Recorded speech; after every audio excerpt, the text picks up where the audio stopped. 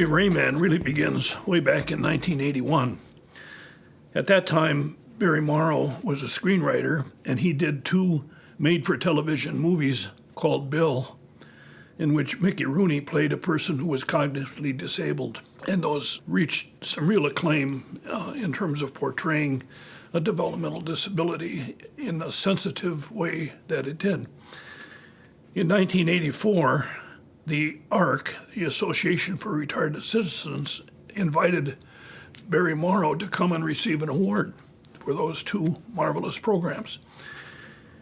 And it turns out that Fran Peake, Kim Peake's father, was the secretary of the ARC organization. He had to go to a meeting, and so he said to Barry, this is my son Kim, you want to just talk to him for a while I'm at the meeting?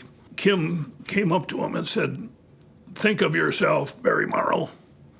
And it sort of startled Barry as to starting a conversation that way.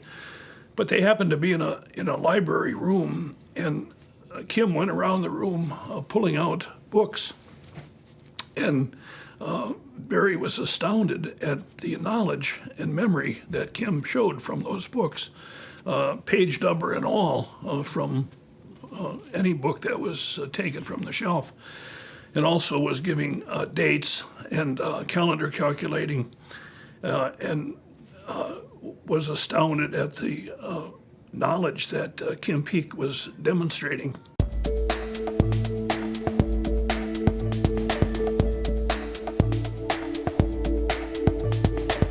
The committee that I was appointed to was chaired by this guy, Fran Peake, whose son, Kim Peake, was in a library very similar to this. During a break in the action of our committee, I went down a hallway, and I think I was going to get some coffee or something, and I heard this sound. It's easier if I do this. And I opened the door, and I saw this individual, this guy, Kim, reaching for books and going, you know, he's clearly an individual upset with something. And I said, can I help you? And he said, I'm reading. Well, he was holding the book upside down at the time, although he kept flipping it. And it didn't look like he was reading to me, although later I would find out Kim Peake could read books upside down, or in a mirror, or any fashion, or the left page with his left eye, or the right page with his right eye, or two books at once. And if the library was closing, you know, he'd have to employ these tricks in order to finish his work for the day. But anyway, I started to talk to him about, well, no, actually, he said something to me. He came up to me very close. I'll do it to the camera so you can see how intimidating this is. Barry Morrow, think about yourself, Barry Morrow. And I was like flabbergasted at the zenness of this statement, think about yourself. And anyway, he seemed to be aware of who I was. He knew my name, and then he started to speak a bunch of other names very quickly, going down sort of this invisible list that only he could see. And I didn't know what he was talking about. I didn't know these names, and it meant nothing to me until they did start to mean something to me. I recognized what sounded like a familiar name, and then one more familiar, and then finally the pieces of this puzzle fell into place. And I realized he was listing in order, reading from memory, the names of the end credits on a movie I had done some, 6 years earlier, a movie called Bill with Mickey Rooney and Dennis Quaid. And there was a sequel, and he was also able to do the end credits on the sequel. So I didn't know it, he was just this guy named Kim that day. But when I flew home, thinking about, what I was going to do with this new character I met, I couldn't see it yet, but eventually that person became Rain Man. On the airplane back from this Texas to California, Barry wrote on a pad, it said autistic savant. And he said this was a character in search of a movie. And he wrote the movie Rain Man. He sent it in and it was accepted by the studio.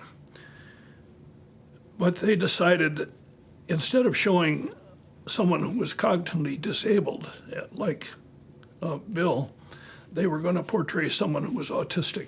And for the first time, there was an attempt to show autism in a movie as opposed to the cognitive disability. October of 1986, I got a call from executive producer of Rain Man, Gail Mutrix, and she said that she wondered if I would be willing to look at the script. And I said, well, you're in Hollywood and I'm in Fond du Lac. Why? Well, she was familiar with my work with savant syndrome. But she said, we want the movie to be sensitive and we want it to be accurate. And would I look at the script from that standpoint? She also sent along a couple of CT images because they said that Kim Peek had a fused brain, and she was wondering what fused brain meant. I did get the script, and I did look at it and got back to them with some ideas that occurred to me about the script. First of all, I was glad to see that they were portraying autism because it really had never been fully portrayed on the screen earlier than that. And so I was glad to see that change. I was concerned about the ending of the film because at the end of the original manuscript, Raymond Babbitt goes to the Dodgers game with his brother, and they live happily ever after. You don't cure autism in a 6-day cross-country tour. And a more realistic ending would be for Raymond to go back to the institution and gradually then have a rehabilitation from the facility. The sensitivity, I think, did come through as the movie progressed, as the brother became more sensitive to Raymond's needs. So the film is a composite savant.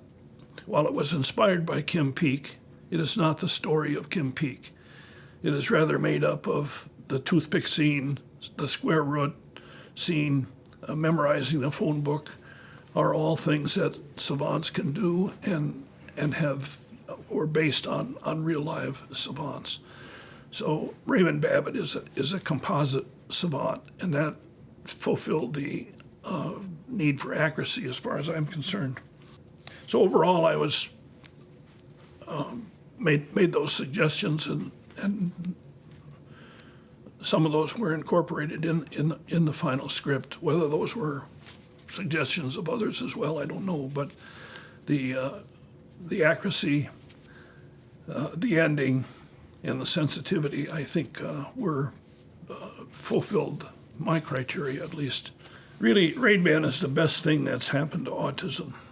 It put the word autism and autistic savant on the international radar screen to where autistic savant became household terms and put autism in perspective.